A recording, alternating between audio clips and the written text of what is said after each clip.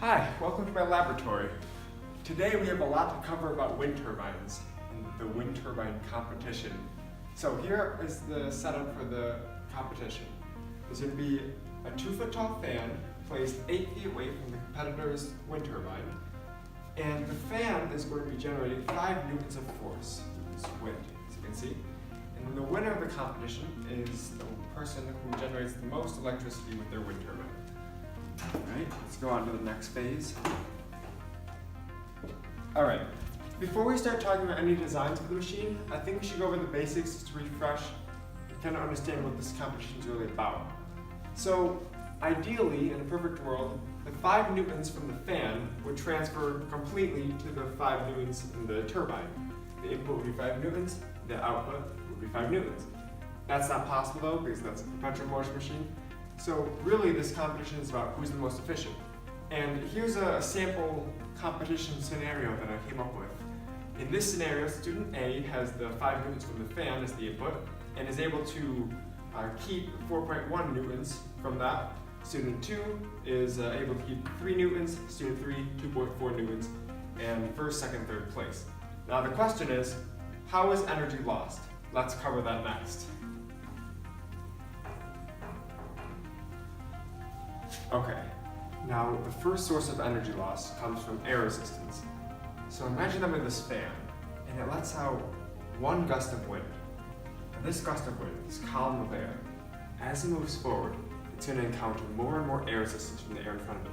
And eventually, by the time it reaches the turbine, it's going to have lost some of that initial kinetic energy from the fan, and it's going to have loss of energy. Now, expansion is another loss of energy source.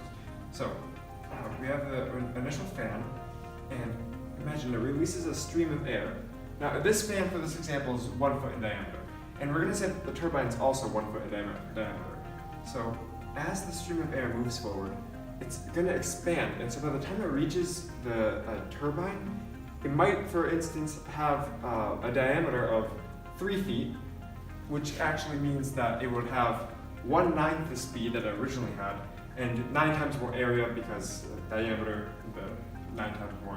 So it's going to be moving slower, but it's going to have more area.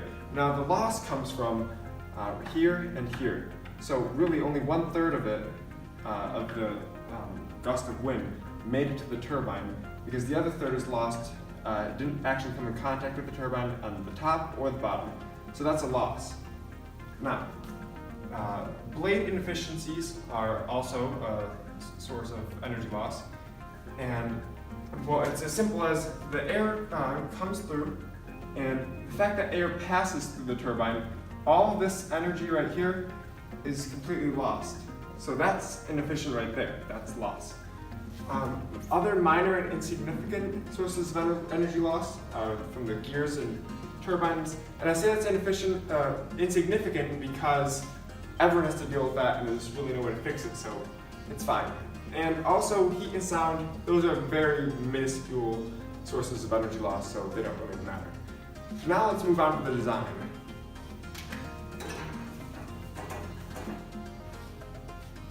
Let's go over this highly advantageous design. Now, this design is going to solve the problem of loss from expansion.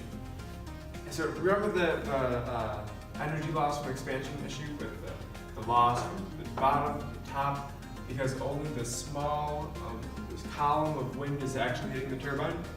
Well, the solution to that is to add a tube from the fan over to the turbine. Now, how I imagine this tube would be is have a ring the same circumference as the fan, and then another ring over here. It could be smaller, it doesn't really matter the size of this ring. And then have the 2 rings connected by, I would say probably, if I were to build it, plastic stretched tightly between the 2 rings, completely airtight, and this channel here, this tube, will guide the wind straight through it, and then you could add a funnel, I suppose, and then the wind will funnel through it, and it'll be forced through, and nearly 100% of the wind is going to come in contact with the turbine. That's a major advantage from before. Now we have 100% of the wind coming into contact with the turbine. And the thing is actually, so in the original example, the blades could be longer, but to accommodate the large area with the wind is approaching. But the issue with that is that larger blades would weigh more weight means more energy consumption, so that's a big issue. So in this, the turbine could be made smaller, and so this could actually be very beneficial. Now, this also solves the air resistance problem because the air is forced through, and well, in the air resistance problem, I mentioned that it was one quick gust of wind. Since it's constant stream of air that's forced through, there's no air resistance to worry about with this. Now the question is, so we've solved the problem of loss from expansion and the loss from air resistance, but what about the blade inefficiency? Let's cover that next. Now, before we start talking about blade inefficiencies, I want to go over what I think is the ideal machine. So this is everyone else's machine. This is what I think everyone else would probably do. And then we'll go on to what the ideal machine looks like. But in everyone else's machine, let's say it's like a cannon being shot. So a cannonball shot out of a cannon at 10 meters per second. And the cannonball splits off into pellets. It's all the same mass, still 1 kilo, but the pellets start to split up more and more and more. And now the idea is to get the full force of the cannonball hit right into this wall. But instead of a wall, this is represented by blade inefficiencies, it's going to be a fence. So now the pellets, representing expansion, only these pellets actually hit the fence. The rest of the pellets go over the top or under the bottom of it. And this energy doesn't get transferred into the wall at all because it doesn't even hit the wall, or the fence actually. These pellets that actually do hit the fence, 40 to 45% of the pellets actually make it through the fence. So now you're left with 55 to 60% that actually hit the fence. And this is not to mention that the pellets were going 80% speed because of the air resistance in the first place. So now you have, instead of a 10 meter per second cannonball punching straight through, well actually not straight through, ideally you would want the cannonball to hit the wall and go from 10 meters per second to 0 meters per second instantly drop to the ground. That would be a full transfer of energy. So instead of that scenario, you have the pellets, only a few pellets hit the fence, go through, and that can easily be beat in my opinion. Look at this, the comparison is 8 meters per second, 0.75 kilos hit, and 55 to 60% actually hit. That's very weak compared to what could be done ideally. So ideally, the cannon, 10 meters per second, this is what we have so far. 10 meters per second cannonball doesn't slow down because it's in the tube, it's being forced through, and it's going to, well, what we're trying to work on right now is to make it a solid wall. That's the blade inefficiency. Now, yeah, we have so the speed is 10 meters per second, and we have the full cannonball, as you can see, not splitting into pellets. It hits, boom. That's a powerful punch. Now, let's work on this. So, what I've decided, though, is that the fan is going to blow this wind through the tube and through a blade, right? Wrong. Wind always gets through blades. We need something new. Let's do it.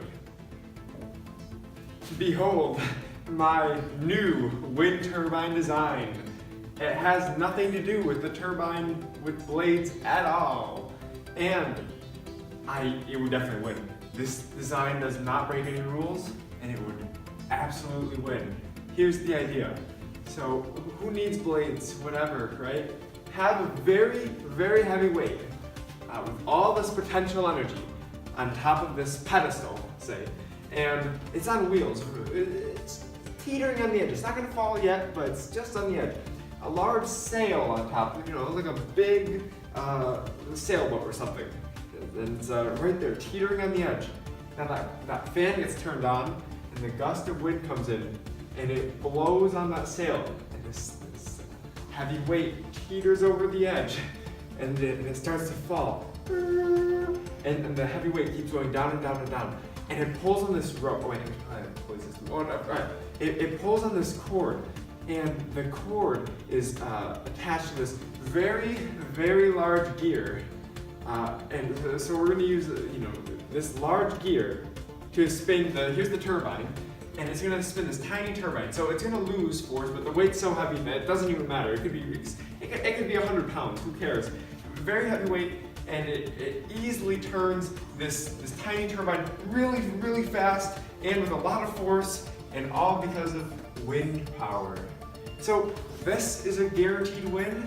I'm not sure if it would be considered cheating for some reason, even though it follows all the rules, but if we must make something that would consistently flow with the wind. I know this is potential energy, so it would run out, but for the duration of the contest, this design would certainly wipe everyone away. Okay, let's move on.